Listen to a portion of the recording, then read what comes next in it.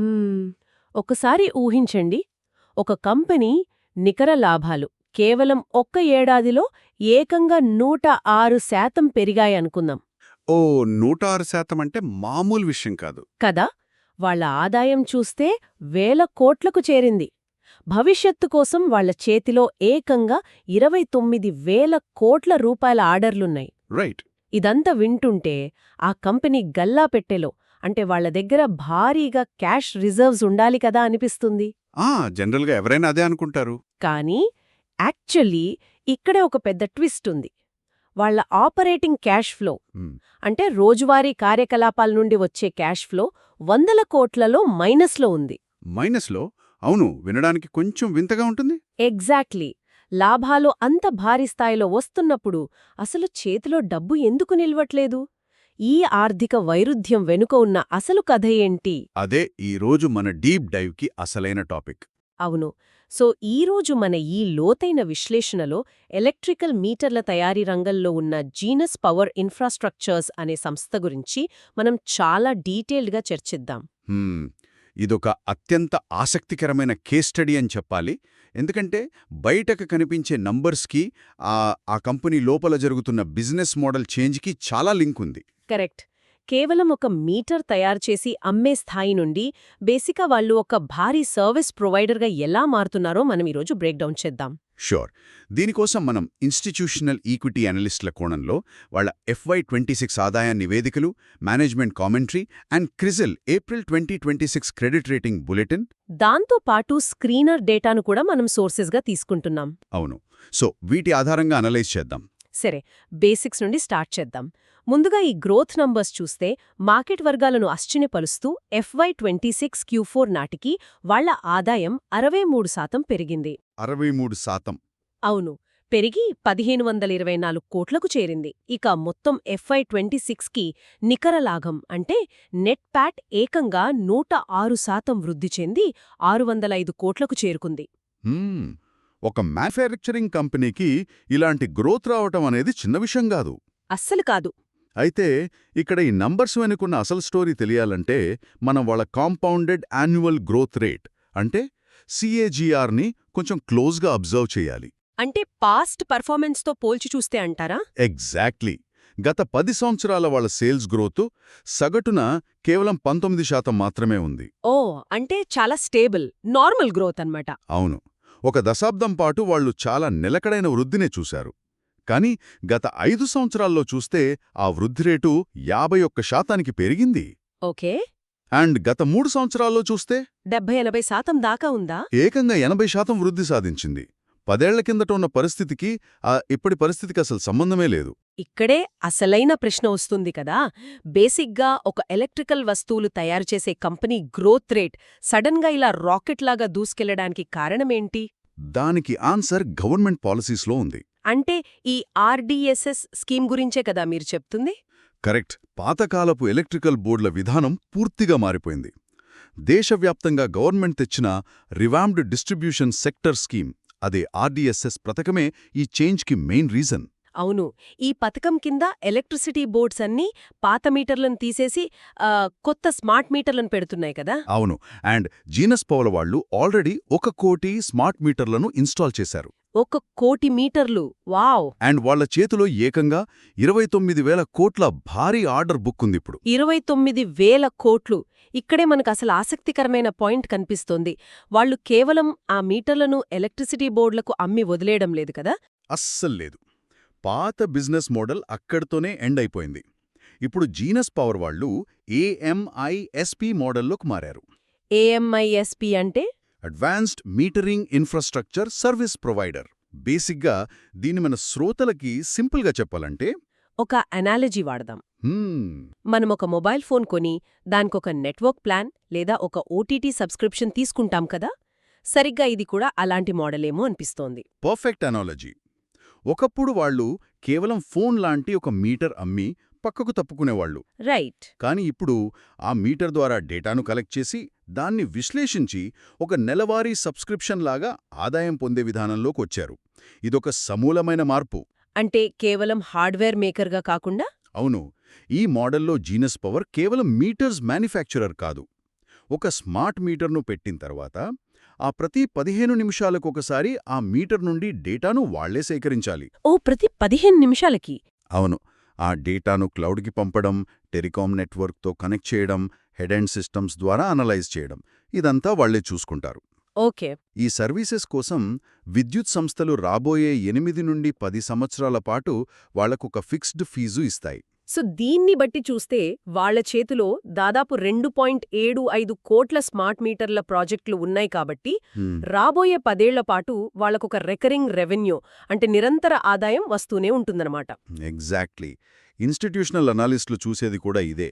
ఇలాంటి revenue visibility చాలా రేర్గా దొరుకుతుంది. అందుకే మార్కెట్ ఈ స్టాక్ను అంతలా చూస్తోంది. 10 ఏళ్ల పాటు ఇన్కమ్ గ్యారంటీ బావుంది. వృద్ధి బావుంది, సబ్స్క్రిప్షన్ మోడల్ కూడా బావుంది. కానీ ఇక్కడే మనం ఇందాక స్టార్టింగ్లో అనుకున్న క్యాష్ ఫ్లో పారాడాక్స్ గురించి మాట్లాడాలి. అవును, అసలైన ప్రాబ్లం అక్కడే ఉంది. పేపర్ మీద చూస్తే 605 కోట్ల ప్రాఫిట్ ఉంది.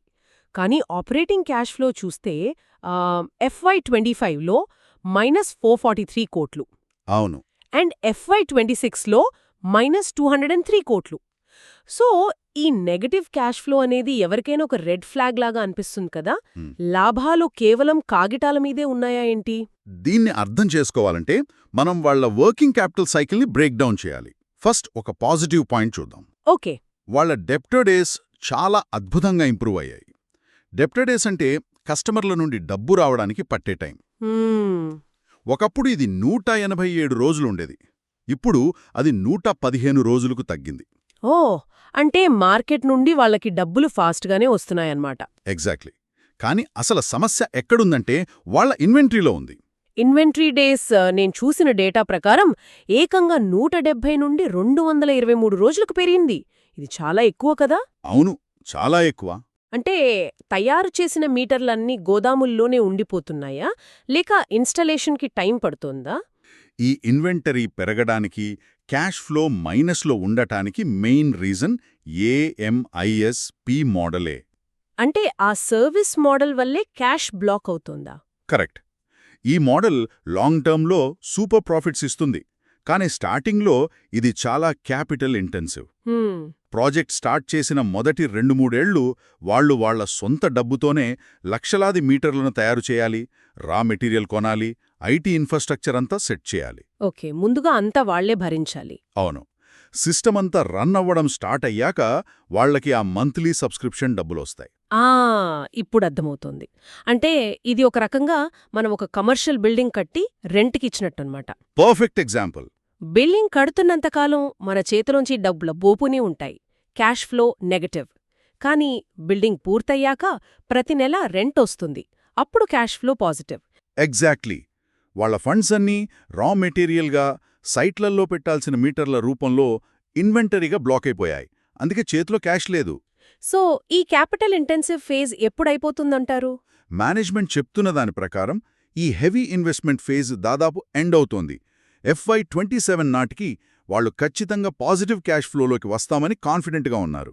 సరే, ఫ్యూచర్లో క్యాష్ ఫ్లో పాజిటివ్ అవుతుందనేది మేనేజ్మెంట్ అంచనా. కానీ ప్రెజెంట్ సిచ్యువేషన్ మనం చూడాలి కదా. అవును. క్యాష్ ఫ్లో నెగటివ్గా ఉన్నప్పుడు కొత్త ప్రాజెక్ట్స్కి, రోజువారీ అవసరాలకి వీళ్ళు డబ్బులు ఎక్కడి నుండి తెస్తున్నారు? అప్పులు చేయాల్సిందే కదా. వేరే ఆప్షన్ లేదు.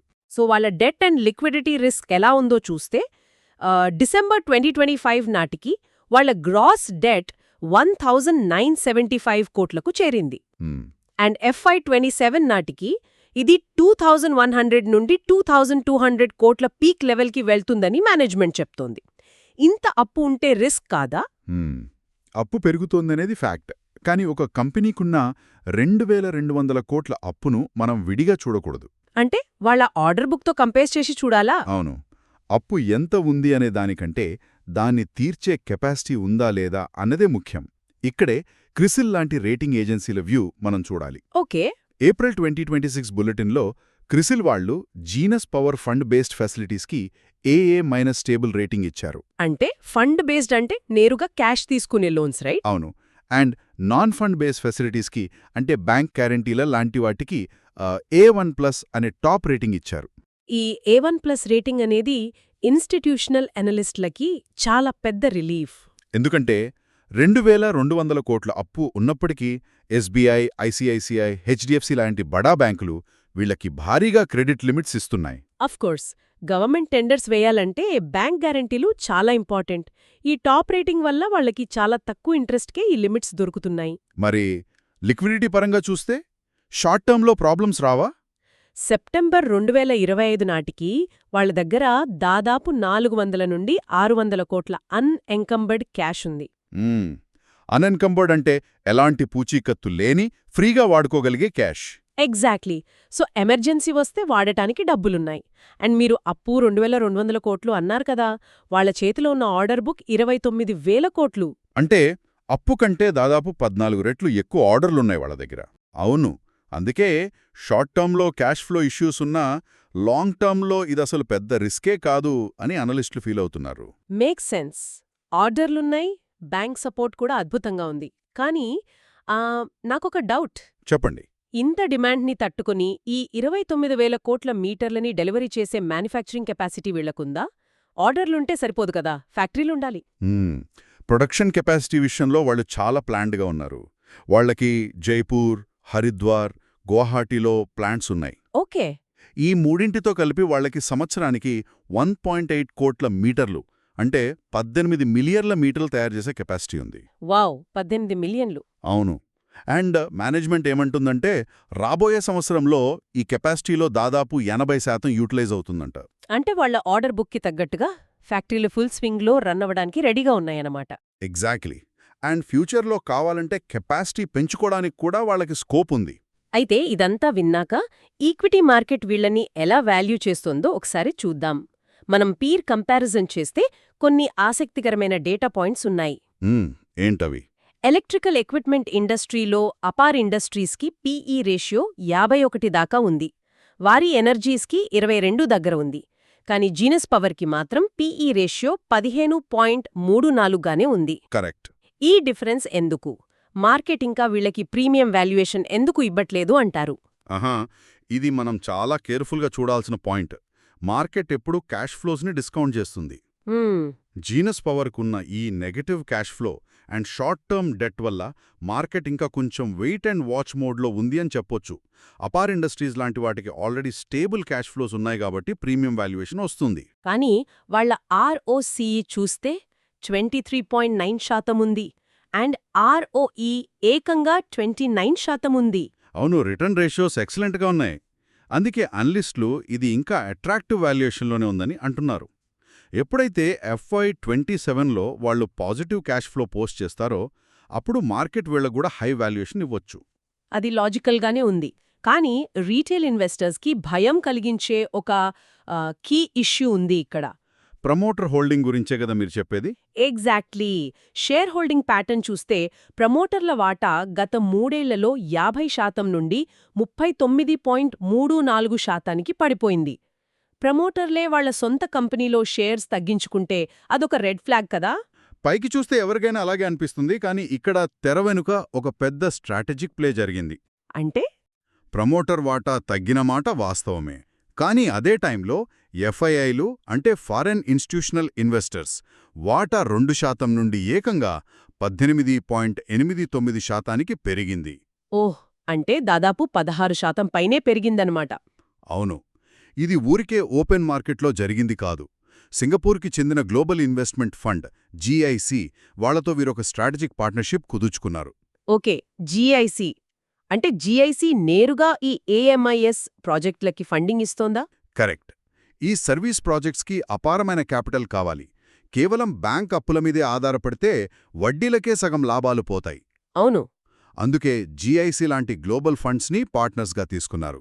వాళ్లకి గ్రోత్ క్యాపిటల్ దొరికింది. సో దీన్ని బట్టి అర్థం చేసుకోవాల్సిందేంటంటే ప్రమోటర్లు కంపెనీ వదిలి వెళ్లట్లేదు, ఫ్యూచర్ ఎక్స్పాన్షన్ కోసం గ్లోబల్ ఇన్వెస్టర్స్ని లోపలికి తెచ్చారు. ఎగ్జాక్ట్లీ.